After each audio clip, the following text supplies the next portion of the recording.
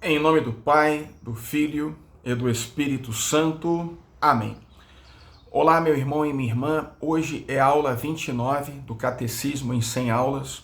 Nós estamos na página 232 do Catecismo, no parágrafo 3, tratando sobre o tema: a Igreja é una, santa, católica e apostólica. Esses quatro atributos, inseparavelmente ligados entre si, indicam traços essenciais da Igreja e da sua missão. A Igreja não os tem de si mesma. É Cristo que, pelo Espírito Santo, dá à sua Igreja o ser una, santa, católica e apostólica. E é também o Espírito Santo que a convida a realizar cada uma dessas qualidades.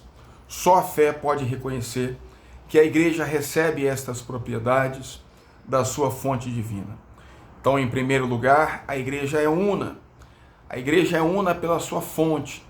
O modelo supremo e o princípio da unidade da Igreja é a unidade de um só Deus, na trindade de pessoas, Pai e Filho no Espírito Santo. A Igreja é una pelo seu fundador, pois o próprio Filho de Deus encarnado une duas naturezas, a humana e a divina, em unidade, numa só pessoa, Jesus Cristo. E pela sua cruz, ele reconciliou Deus e a humanidade que estava perdida pelo pecado, restabelecendo a unidade de todos em um só povo e em um só corpo. A Igreja é una também pela sua alma, o Espírito Santo, que habita nos crentes e planifica e rege toda a Igreja. O Espírito Santo, que é o próprio amor de Deus, que nos une e faz desta Igreja una.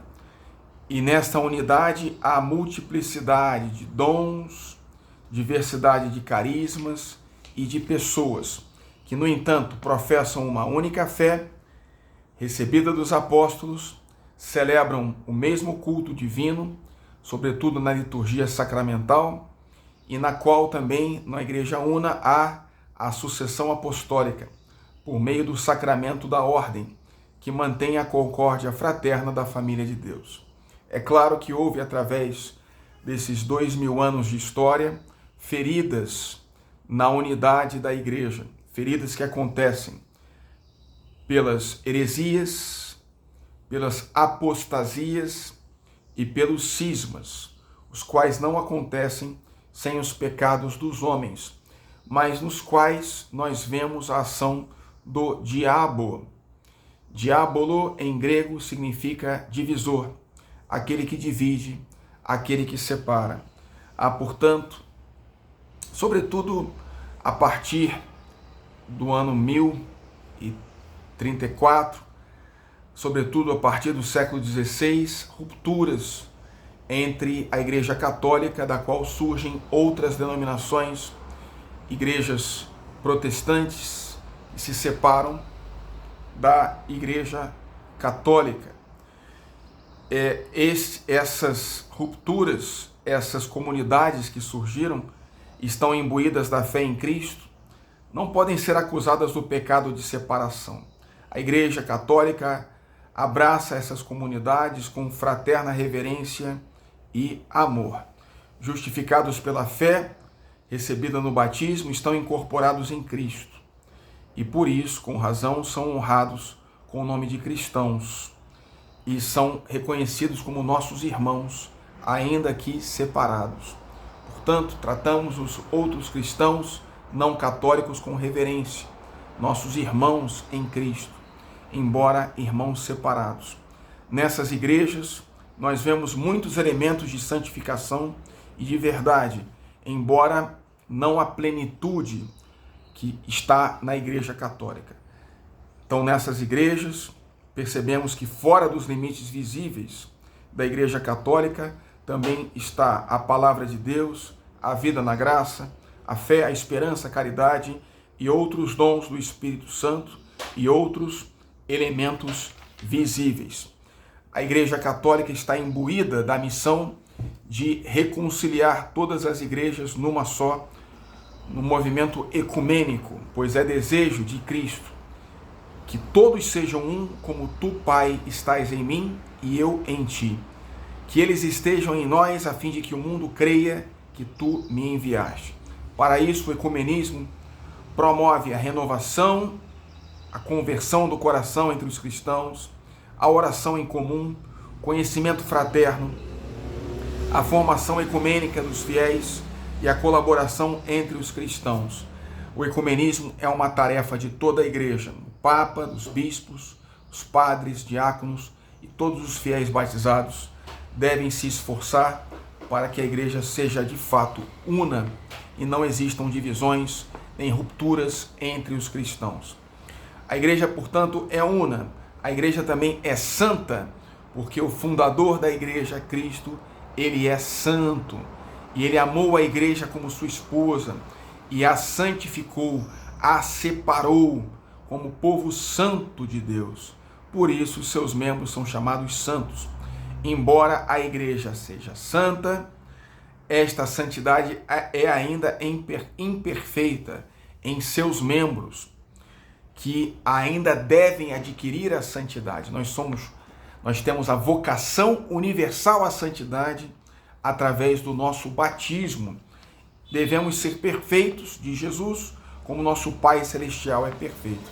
E a perfeição acontece justamente na caridade, amando a Deus sobre todas as coisas e amando ao próximo como a nós mesmos. Como diz Santa Teresinha do Menino Jesus, no coração da igreja eu serei o amor. Portanto, a igreja é una e a igreja é santa. A igreja também é católica, significa universal, em dois sentidos. Ela é católica porque nela Cristo está presente. Onde está Cristo Jesus, está a igreja católica. Nela, na igreja católica, subsiste a plenitude do corpo de Cristo, unido à sua cabeça, o que implica que ela recebe dele, Jesus, a plenitude dos meios de salvação que ele quis.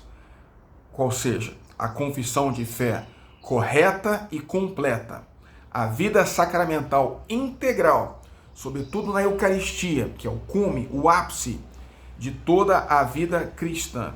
E também na Igreja Católica está o ministério ordenado na sucessão apostólica. Nesse sentido fundamental, a Igreja era católica no dia de Pentecostes e o será para sempre, até o dia da parousia. O outro sentido é que a Igreja é católica porque ela é enviada em missão por Cristo à universalidade de todo o gênero humano, enviada a todos os povos. A igreja, ela se relaciona também com os não cristãos, com os judeus, que são nossos irmãos mais velhos na fé, povo de Israel, que é herdeiro da promessa do Antigo Testamento. Nós respeitamos os judeus, porque Jesus era judeu, Maria era judia, os apóstolos eram todos judeus. Nesse sentido, os judeus são nossos irmãos mais velhos da fé, dos quais nós herdamos o Antigo Testamento. Nós também nos relacionamos de forma fraterna com os muçulmanos, que creem em um Deus único e criador.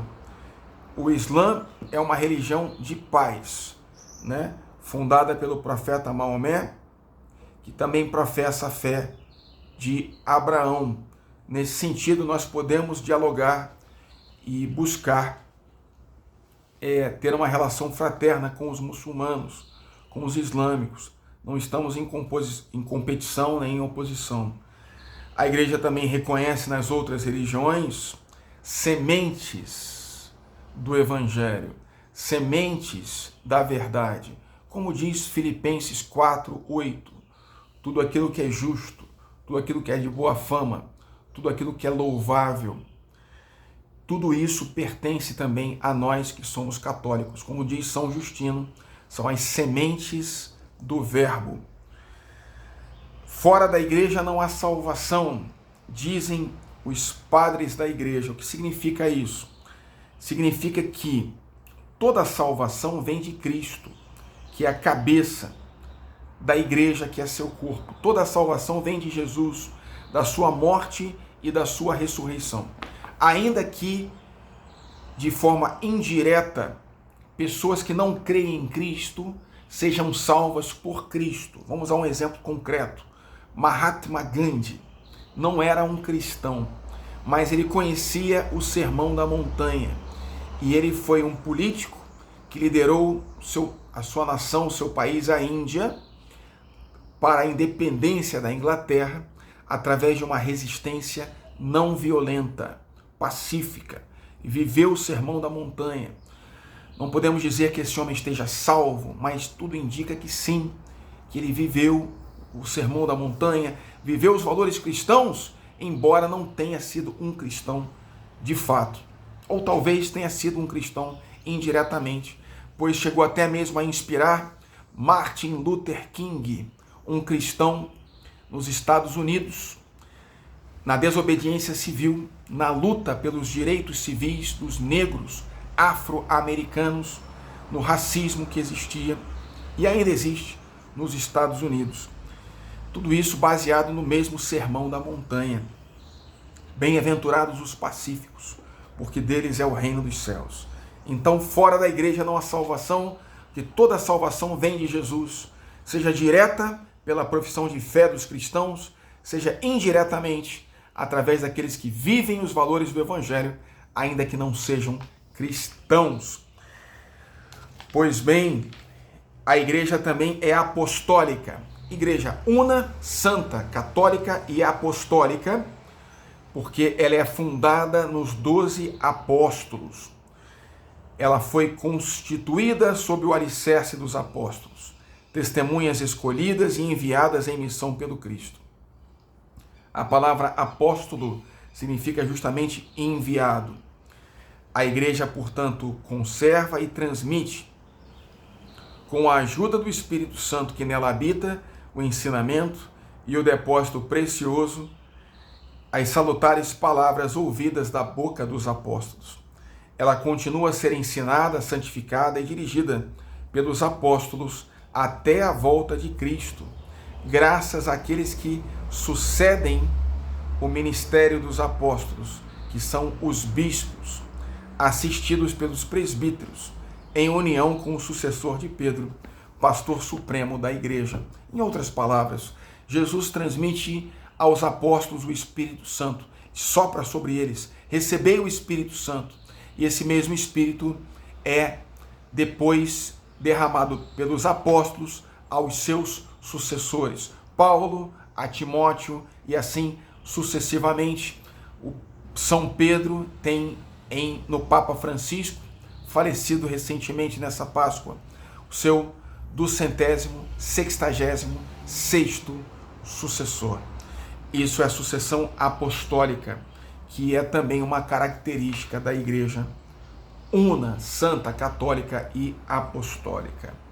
A igreja, portanto, é chamada também ao apostolado, à missão, continuando aqui na terra, a missão de Jesus, destinada à salvação de todos os povos. Pela intercessão da Virgem Maria, abençoe-vos o Deus Todo-Poderoso, Pai, Filho e Espírito Santo. Amém.